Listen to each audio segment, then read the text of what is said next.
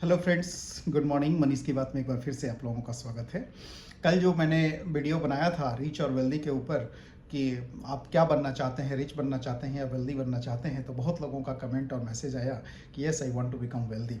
ये बहुत ही अच्छा कंसेप्ट आपने दिया।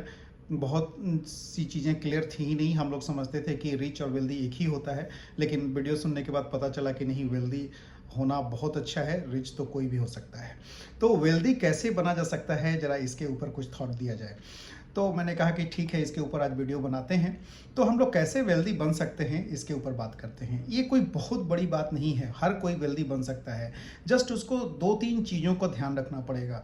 सबसे बड़ा चीज़ कि आप जो भी इनकम जनरेट कर रहे हैं, आपका जो भी ऑपरेशनल इनकम है, उससे आपका खर्च कम होना चाहिए। सपोज कीजिए कि आप 50,000 रुपया कमा रहे हैं, तो कम से कम आप उसमें से 20,000 रुपया बचाइए। 30,000 रुपया में ही सारे खर्च आप कीजिए।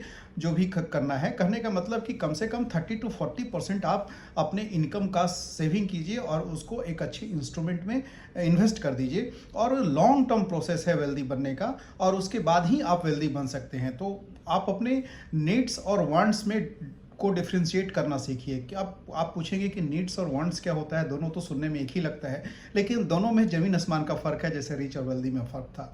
अब जैसे नीड्स हो गया कि आप वैसी चीज़ जो आप उसके बिना जीवित नहीं रह सकते, जैसे रोटी, कपड़ा, मकान, एजुकेशन, मेडिसिन्स, ये ऐसी चीज़ें हो गई जिसके आपको चाहिए ही चाहिए।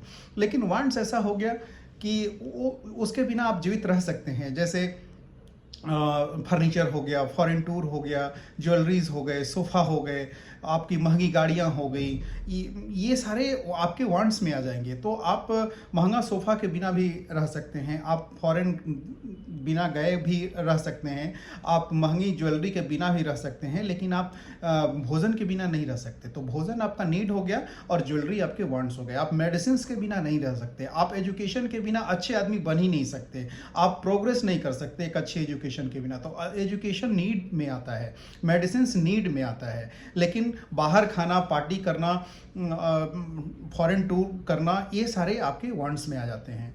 तो ये समझना पड़ेगा। और नीड्स बड़ा लिमिटेड होता है। नीड्स बहुत कुछ नहीं चाहिए आपको जीने के लिए।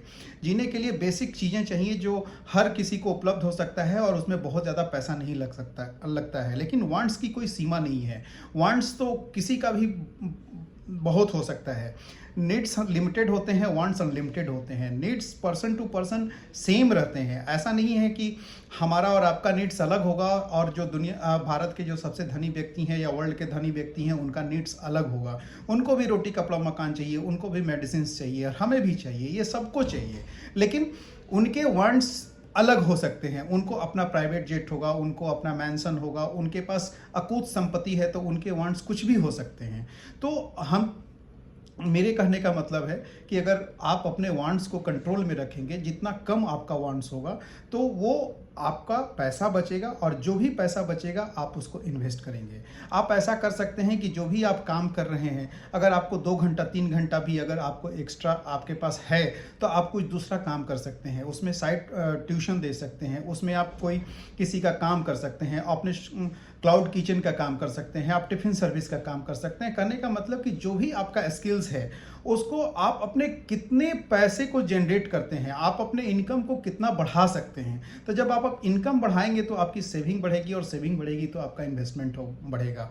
और जैसे जैसे इन्वेस्टमेंट बढ़ेगा, आपका पैसा फिर आपके लिए काम करना शुरू करेगा, और कंपाउंडिंग का बेनिफिट आपको मिलेगा, और आप भी वेल्दी बनने के कगार पे रास्ते में आ जाएंगे। तो मेरा कहना है कि आप जितना हो सके अपने वांट्स को कम रखिए, अपने खर्चे को कम रखिए, जितना हो सके पैसा को बचाइए, और बचे हुए पैसे को सही जगह इन्वेस्ट कीजिए, और एक लंबे समय में आप ज़रूर वेल्दी बन जाएंगे। तो यही एक तरीका है मुझे जो लगता है।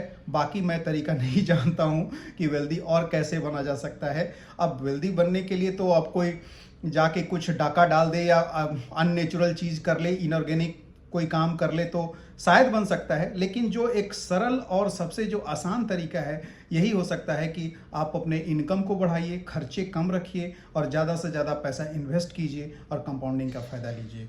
तो मेरी बातें अगर आपको अच्छी लगी तो मेरे चैनल को लाइक कीजिए, सब्सक्राइब कीजिए, और हाँ, कमेंट जरूर कीजिए कि आप कैसे वेल्दी बनना चाहते हैं। Thank you very much, love you all.